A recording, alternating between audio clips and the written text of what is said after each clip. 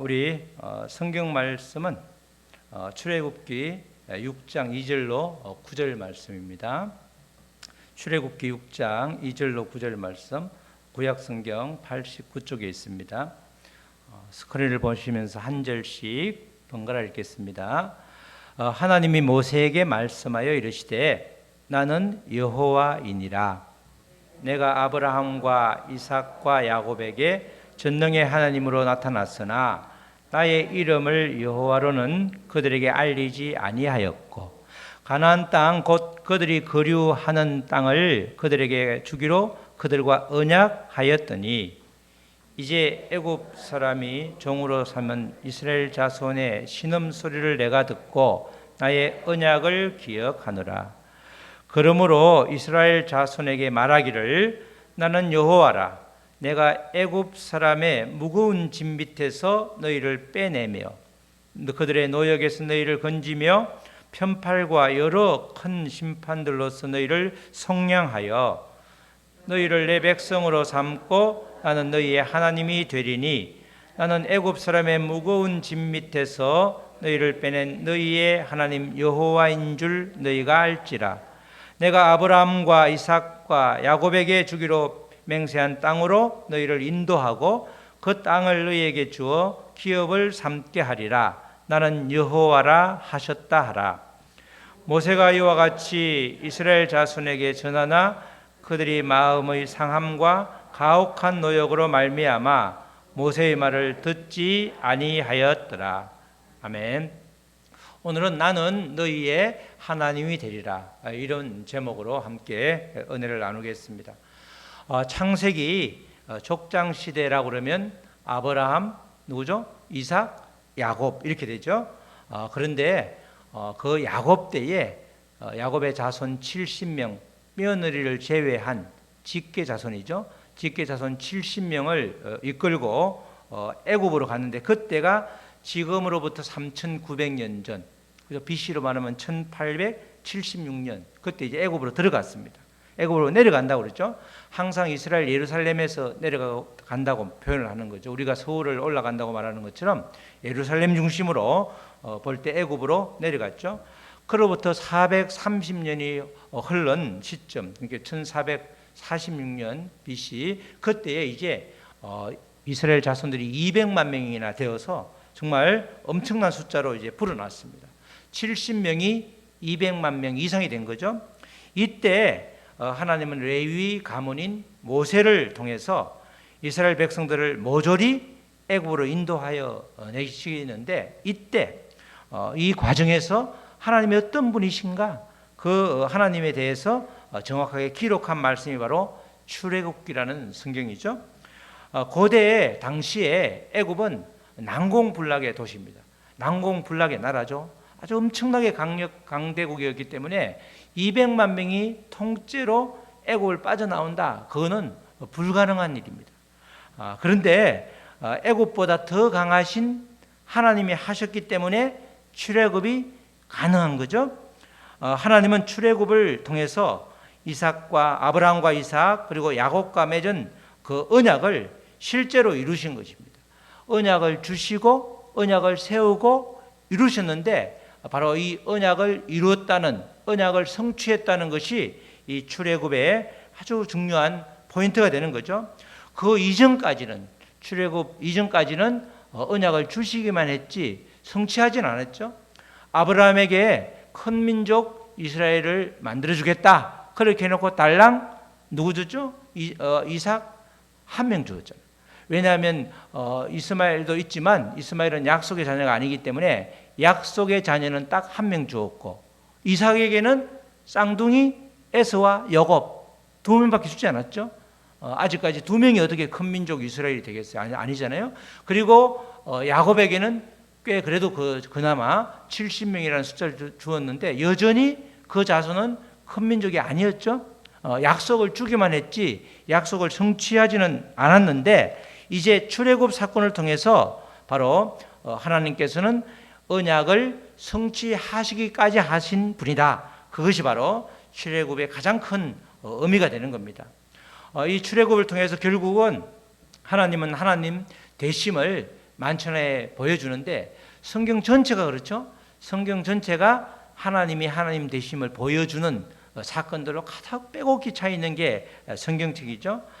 출애굽 당시 이스라엘 민족이 200만 명 이상이 되었는데 이들을 탈출시켜서 광야를 거쳐서 가나안으로 인도하였다. 이스라엘의 한 역사로 출애굽을 이해하면 우리하고는 아무 의미가 없는 거죠.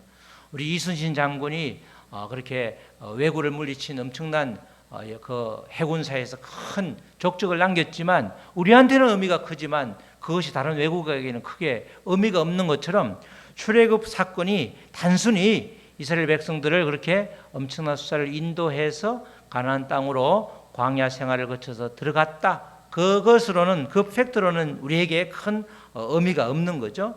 그러나 오늘 사는 믿음의 성도들에게 출애굽 사건이 중요한 것은 하나님은 반드시 약속의 말씀을 이루시는 분이다. 그게 가장 중요한 겁니다. 약속의 말씀을 이루시는 분이다. 우리가 사람도 약속을 해놓고 그 약속을 지키지 않는 분들이 꽤 있어서 또 법적으로 문제가 되기도 하는데 하나님께서 약속을 이루시고 도무지 불가능해 보이는 일, 즉 출애굽 사건을 통해서 하나님은 그것을 전체를 다 가나안으로 인도하게 되시는데 결국은 그 과정에서 하나님 되심을 증거해 주신 그것이 우리에게 큰 의미가 있는 거죠. 출애굽 사건을 통해서 약속을 이루시는 하나님이다. 그게 가장 중요하게 우리가 마음에 새겨야 되는 것입니다. 사실 출애굽 사건뿐만 아니라 성경 전체는 하나님이 하나님 되심을 일일이 아주 구체적으로 보여주는 그런 사건들이 쭉 기록되어 있습니다. 출애굽 사건에서 모세와 아론이 애굽 왕 바로와 다투는 이유는 딱 하나죠. 하나님 여호와를 아는가 알지 못하는가. 그게 딱 그들의 이야기하는 논쟁하는 또는 이스라엘 백성을 내보내겠다 보내지 못하겠다 내보내라 못 보낸다. 그때 가장 중심적인 이야기가 나 하나님 모르는데 몰라요? 그러면 이렇게 한번 하나님 알게 해드릴게요. 쭉 그런 이야기들이 10가지 재앙을 비롯해서 쭉 이야기가 이어지는데 바로 하나님으로부터 능력을 부여받고 사명을 감당하기로 결심한 그 모세가 형과 함께 애굽 왕 바로에게 처음 이제 들어가게 되는데 처음 만나서 하나님 명령을 전하는 장면이 5장부터 시작되죠. 출애굽기 5장 1절로 2절을 보면 그 후에 모세와 아론이 바로에게 가서 이르되 이제 모세가 못 간다고 버티니까 말 잘하는 형도 보내주고 또 모세에게 큰 아주 3가지 이적을 보여주면서 내가 너와 함께 하겠다. 그 아주 약속을 받고 이제 모세가 움직이기 시작하는데 바로에게 가서 이르되 이스라엘의 하나님 여호와께서 이렇게 말씀하시기를 내 백성을 보내라. 그러면 그들이 그 광야에서 내 앞에 절기를 지킬 것이니라 하셨나이다. 이렇게 이제 바로에게 전하니까 바로가 그러죠. 여호와가 누구이기에 내가 그의 목소리를 듣고 이스라엘을 보내겠느냐? 이스라엘 자손들을 다 보내겠느냐? 나는 여호와를 알지 못하니 이스라엘을 보내지 아니하리라. 여호와를 안다, 알지 못한다. 이것 때문에 계속해서 지금 바로가 거부하고 있는 거죠.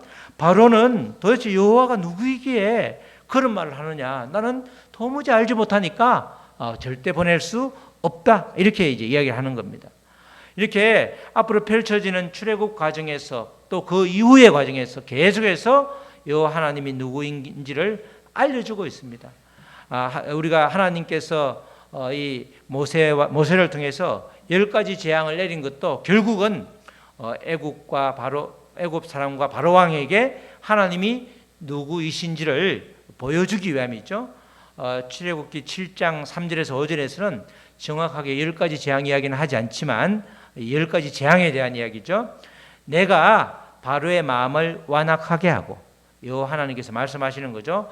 바로의 마음을 완악하게 하고 내 표징과 내 이적을 애굽 땅에서 많이 행할 것이나 10가지 재앙을 행할 것이나 바로가 너희의 말을 듣지 아니할 터인즉 내가 내 손을 애굽에 뻗쳐 여러 큰 심판을 내리고 내 군대 내 백성 이스라엘 자손을 그 땅에서 인도하여 낼지라. 그죠? 5절 내가 내 손으로 애굽 위에 펴서 이스라엘 자손을 그 땅에서 인도하여 낼 때에야 비로소 애굽 사람이 나를 여호와인 줄 알리라 하시매. 그죠? 애굽 사람들에게 10가지 재앙을 통해서 바로 왕뿐만 아니라 애굽 사람들에게 내가 여호와인 줄을 알려주겠다, 이렇게 정확하게 말을 하는 것입니다. 하나님이 누구이신지 이 애굽 백성들뿐만 아니라 이스라엘 백성들에게도 그렇게 알려주고 있죠. 우리 출애굽기 14장 1절로 4절을 보면 또 여호와께서 모세에게 말씀하시죠. 여호와께서 모세에게 말씀하여 이르시되, 다 여호와의 말씀을 기록해 놓은 거죠. 이스라엘 자손에게 명령하여 돌이켜 바다와 믹돌 사이에 바히 히롯 앞 곧 바알스본 맞은편 바닷가에 장막을 치게 하라. 여기가 말은 복잡하지만 딱 그냥 오도 가도 못하게 애굽의 바로 왕이 볼 때는 도간의 쥐, 그 아주 위치에 그 위치에 있게 하라. 바로가 이스라엘 자손에게 대하여 말하기를 그들이 그 땅에서 멀리 떠나 광야에 갇힌 바 되었다 하리라. 그죠? 이제 도간에 든 쥐가 된 거죠. 내가 바로의 마음을 완악하게 한즉 바로가 그들의 뒤를 따르리니 내가 그와 그의 온 군대로 말미암아 영광을 얻어 애굽 사람들이 나를 여호와인 줄 알게 하리라 하심에 무리가 그대로 행하니라. 애굽 사람들 바로, 그리고 뒤에는 이스라엘 백성들에게 모두가 다 애굽 사람, 그리고 애굽 이스라엘 바로 왕이 하나님이 누구신지 알면 당연히 이스라엘 백성도 아는 거죠. 이렇게 여러 가지 사건을 통해서 여호와 하나님이 누구신지를 정확하게 알려주고 있는 겁니다. 아울러 출애굽 과정은 하나님의 백성들에게도 분명한 메시지를 주는데, 오늘 이제 본문 말씀이 바로 그런 말씀이죠. 오늘 본문 말씀에서는 다소 생소한 말씀을 하시죠. 우리 6장 2절로 3절을 보면 하나님이 모세에게 말씀하시되 나는 여호와니라. 지금 여호와의 이름, 하나님의 이름을 새롭게 이제 여호와니라 이렇게 말하는 거죠.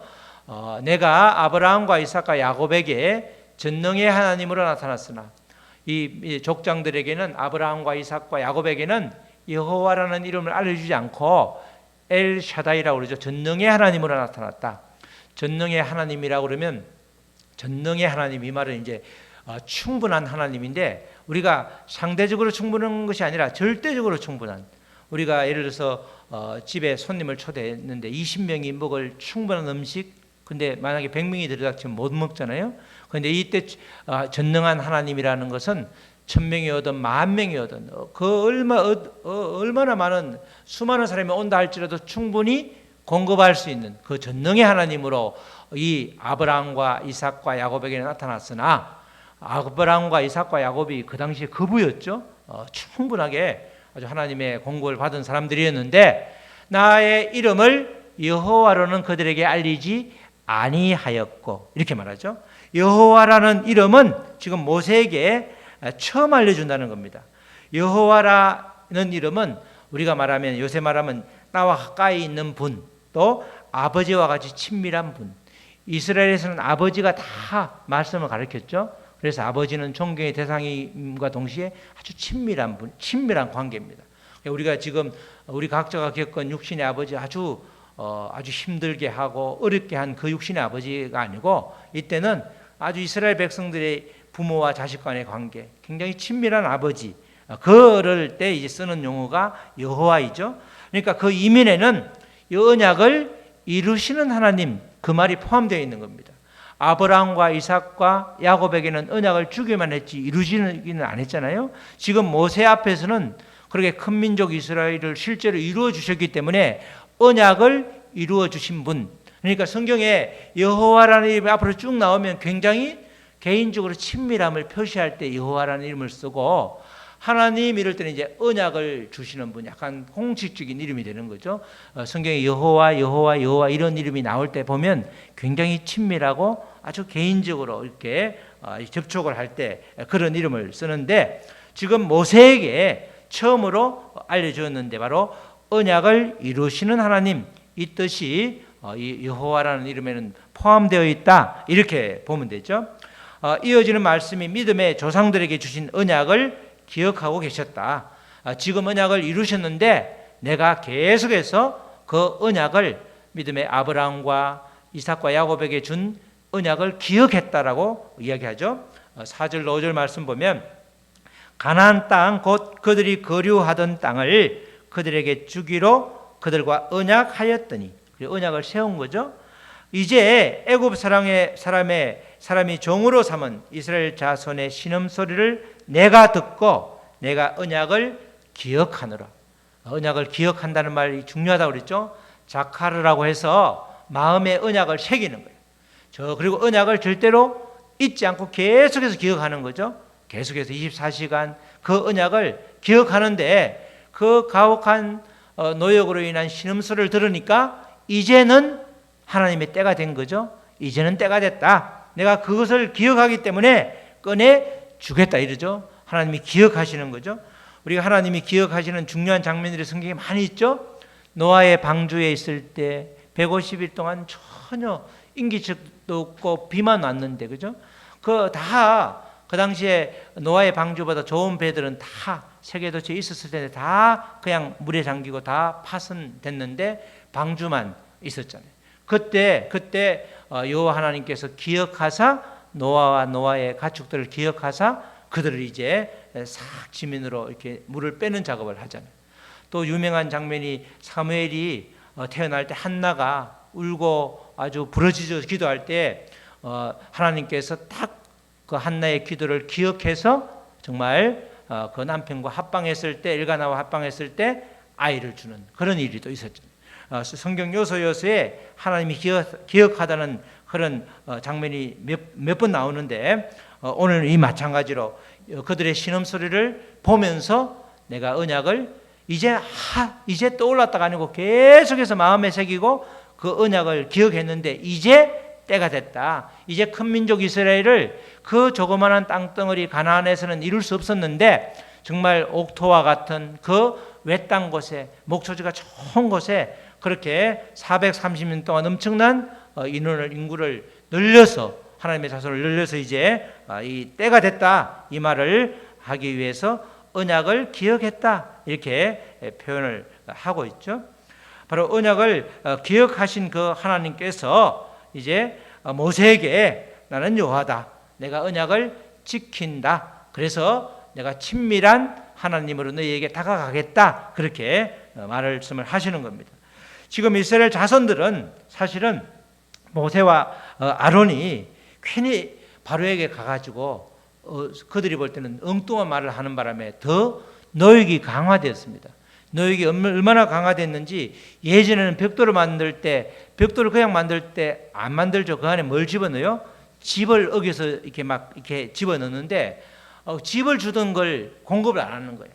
그러니까 이제 똑같은 그 생산량은 똑같이 정해주고 집을 너희가 구해와 그러니까 집을 구하는데 한계가 있잖아요. 그러니까 이제 곡초에 그루터기를 파가지고 그 그루터기가 그 뿌리를 뽑는데 얼마나 힘이 들겠냐고, 그걸 뽑아가지고 그걸 진흙에 짓이겨서 그렇게 이들이 똑같은 생산량을 만들다 보니까 정말 아주 불만이 최고조에 달했죠. 그 이제 집 대신에 곡초 그루터기를 구하는 장면이 5장 12절로 13절에 나오죠. 백성이 애굽 온 땅에 흩어져 지금 이제 집을 구하다가 이제 다 집이 동이 나니까 집이 곡초 그루터기를 거두어서, 그루터기니까 밑뿌리를 뽑아야 되는 거잖아요. 그걸로 집을 대신하니 감독들이 그들을 독촉하여 이르되 너희는 집이 있을 때와 같이 그날의 일을 그날에 마치라 하며, 그러니까 안 그래도 신음소리가 정말 아주 곡소리가 날 정도로 힘든데 이제 그루터기가 익혀야 되니까 더 힘들어진 거죠. 이렇게 아주 죽을 맛이었을 때 하필이면 이때 이제 모세와 아론이 하나님이 이렇게 말씀하신다, 지금 그들의 백성들에게 이야기를 해주는 거죠. 출애굽기 6장 6절로 8절 말씀이 그런 말씀이죠. 그러므로 이스라엘 자손에게 말하기를, 정말 금방 마치 그냥 지금 아주 여러 가지 불만이 최고조로 달아있는 그들에게 말하기를, 나는 여호와라, 내가 애굽 사람의 무거운 짐 밑에서 너희를 빼내며, 지금 잘 안 들리겠죠? 그들의 노역에서 너희를 건지며 편팔과 여러 큰 심판들로서 너희를 속량하여 너희를 내 백성으로 삼고 나는 너희의 하나님이 되리니 나는 애굽 사람의 무거운 짐 밑에서 너희를 빼낸 너희의 하나님 여호와인 줄을 너희가 알지라. 정말 하나님은 약속을 하는 겁니다. 하나님이 가장 우리를 향해서, 믿음의 사람들을 향해서 하는 말씀이 내가 너희 하나님이 되고 너희는 나의 백성이 되리라. 그게 굉장히 중요한 아주 한 문장이 되는데 그 지금 약속을 해주는 거죠. 내가 아브라함과 이삭과 야곱에게 주기로 맹세한 땅으로 너희를 인도하고 그들을 너희에게 주어 기업을 삼게 하리라. 나는 여호와라. 지금 나는 여호와라는 말을 2번 반복하죠. 그만큼 너희가 지금 신음 가운데 있지만 더 가혹해졌지만 너희와 함께 하겠다. 그 약속을 분명하게 해주고 있는 겁니다. 지금은 비록 더 힘들지라도 반드시 그 무거운 짐에서 구해주고 너희에게서 풀어주고 구원해주겠다. 그렇게 약속을 하시는 거죠. 뿐만 아니라 너희는 내 백성으로 너희를 삼고 나는 너희의 하나님이 되리라. 이렇게 말씀을 해주시는데 이것이 최고의 복이죠. 우리가 예수를 믿는 게 최고의 복인데 구약시대에는 바로 우리가 하나님의 백성이 되는 게 가장 큰 복인데 하나님은 우리의 하나님이 되고 우리는 하나님의 백성이 된다. 그 고백, 그 언약의 약속, 그 약속은 아주 굉장히 중요한, 최고로 중요한 그런 복된 말씀이죠. 그래서 이렇게 복된 말씀을 선포하는데 그렇게 아브라함과 이삭과 야곱에게 약속한 그 가나안 땅으로 인도해 주기로 그렇게 한 것을 기억하면서 다시금 이야기를 하고 있는데 이스라엘 자손들은 그렇지 않죠? 아론과 모세가 개입해서 안 그래도 힘든데 더 힘들게 만들어서 귀가 마음이 확 닫힌 겁니다. 그래서 이 약속의 말씀도 거부하죠. 6장 9절 말씀이죠. 모세가 이와 같이 이스라엘 자손에게 전하나 그들이 마음의 상함과 가혹한 노역으로 말미암아 모세의 말을 듣지 아니하였더라. 그렇죠? 여러분들 충분히 공감이 되죠? 안 그래도 힘든데 하나님이 더 힘들게 한다. 아주 조용히 있으면 차라리 나을 텐데 그렇게 말씀을 하시니까 오히려 내가 마음이 힘들 때 우리 믿음의 사람들이 이렇게 말씀으로 이렇게 권면할 때 때로는 듣기 싫잖아요. 꼭 마찬가지로 하나님께서 정말 굉장히 중요한 이야기를 하는데도 모세가 전하니까 아유 너희 두 형제가 나서서 우리를 더 힘들게 하는데 짚을 줄 때도 힘든데 이제 곡초 그루터기가 이렇게 해야 되니까 도대체 왜 그렇게 나서서 힘들게 하느냐 이렇게 지금 불만을 말하는 겁니다.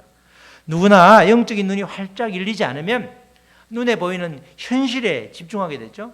우리가 현실을 보고 무너지는 것은 그 이후에 하나님이 주실 그 약속, 하나님이 숨겨놓은 축복을 보지 못하기 때문에 당장 어려운데 당장 먹고 살 게 없는데 왜 해결하지 않느냐 이렇게 하나님께 따질 수 있는 거죠. 그렇지만 영적인 눈이 열리면 그것이 오히려 지금 하나님께서 놀라운 약속을 주셨는데 요 고비를 넘기면 하나님께서 반드시 내가 원하는 것도 주시는구나 이렇게 우리가 받아들일 수 있는 겁니다. 그래서 하나님은 우리가 항상 선하시다는 절대적인 신뢰가 아주 중요한 것입니다. 이것만 분명하면 하나님은 어떠한 경우에도 선하시다, 항상 선하시다는 이 진리의 말씀이 내 마음에 분명히 새겨지면 우리가 뜻하지 않는 또 여러 가지 내가 겪고 싶지 원하지 않는 그런 상황을 겪을지라도 대부분 말씀으로 해석이 가능하기 때문에 우리가 그 고비를 하나님의 도우심으로 넘길 수가 있는 것입니다. 우리 사랑하는 성도 여러분, 하나님은 신실하고 전능하신 분입니다.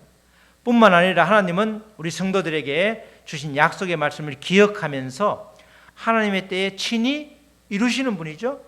때로는 환경이 더 악화되는 것처럼 보일지라도 두려워하지 말 것은 결국 선하신 하나님께서 친히 약속의 말씀을 이루어 주시기 때문에 두려울 필요가 전혀 없는 것입니다.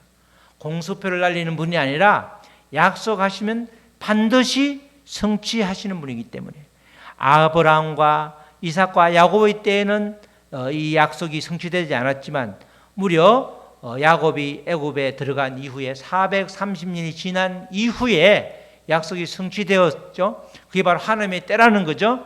하나님의 때에 반드시 성취해 주시기 때문에 우리들은 두려워할 필요가 전혀 없는 것이죠. 출애굽이라는 엄청난 사건, 당시에는 하나님 외에는 불가능한 사건을 통해서 하나님이 하나님 되심을 애굽의 바로왕, 애굽 백성들 그리고 이스라엘 자손들에게 보여주셨죠. 근데 그 하나님, 그 출애굽을 가능하게 하신 하나님이 오늘도 여전히 우리에게 동일하게 일하고 계시는 겁니다. 내 인생에서 도저히 해결할 수 없을 것 같은 출애굽, 그와 같은 상황일지라도 하나님께서 함께 하시면 반드시 그 출애굽을 넘어갈 수 있는, 출애굽의 그 불가능한 상황이 가능함으로 바뀔 수 있는, 하나님의 도우심으로 충분히 바뀔 수 있는 거죠. 하나님께서는 출애굽을 통해서 하나님 되심을 보여주신 것처럼 우리 믿음의 성도들에게도 날마다 그렇게 역사하시는 것입니다. 하나님께서는 하나님의 살아계심이 실제라는 것을 지금도 여러 경로를 통해서 우리에게 확인시켜 주고 계십니다. 하나님은 우리의 하나님이 되시기를 원하시며 동시에 우리가 온전히 하나님의 백성으로 살아가기를 원하시는 겁니다. 나는 너희의 하나님이 되리라, 이 약속의 말씀을 붙잡고 그 어떠한 상황에서도 신실하신 하나님의 도우심을 힘입어서 날마다 승리하시는 저와 여러분 되시기를 주님의 이름으로 축복합니다. 아멘. 우리 찬양하시고 말씀 붙들고 우리 기도하시겠습니다. 우리 하나님께서 우리에게 출애굽 사건을 통해서 정말 아버지 어떠한 상황일지라도, 어떠한 어려운 상황일지라도, 그 출애굽의 상황이 나에게 닥쳐올지라도, 현재 나에게 닥쳐왔을지라도 하나님께서 능히 이루심을, 능히 해결하심을 믿고 나는 너희의 하나님이 되리라, 우리는 하나님의 백성이요 하나님은 우리의 하나님이라는 이 짤막한 한 구절을 우리 평생 마음에 새기면서 살기를 결단하면서 우리 다 같이 한 목소리를 잠시 기도하시겠습니다. 하나님 아버지 감사합니다. 하나님께서 아버지 여호와라는 이름을 모세에게 처음으로 주었고 그 당시 이스라엘 백성들에게 처음으로 알려주었습니다. 언약을 지키시는 하나님이라는 것을 아버지 또 그만큼 아버지 친밀한 관계라는 것을 알려주는 차원에서 여호와라는 이름을 그들에게 알려주신 것입니다. 여호와 하나님, 우리에게도 동일하게 역사해 주셔서 정말 아버지 우리가 여호와 하나님을 통해서 아버지가 약속의 말씀들, 신구약에 있는 모든 약속의 말씀이 실제로 이루어짐을 믿고 그 선하신 하나님을 따라서 아버지 믿음 생활을 할 수 있도록 우리를 인도하여 주시옵소서. 정말 하나님은 나는 너희의 하나님이 되리라, 너희는 나의 백성이 되고 나는 너희의 하나님이 된다는 그 말씀을 아버지 약속을 주셨습니다. 아버지 우리의 하나님이 아버지 주님이 하나님일진데 우리 하나님이 아버지 전능자시고 또 우리의 모든 아버지 출애굽을 가능케 하는 아버지 그 아버지 능력의 하나님일진데 아버지 우리가 무엇을 아버지 두려워할 이유가 없는 것입니다. 아버지 우리가 두려움에 아버지 떠는 것이 아니라 아버지 그 아버지 절대자 하나님 여호와 하나님을 붙들고 그분이 나의 아버지가 되심을 아버지 기억하면서 아버지 살아갈 수 있도록 주여 도와주시옵소서.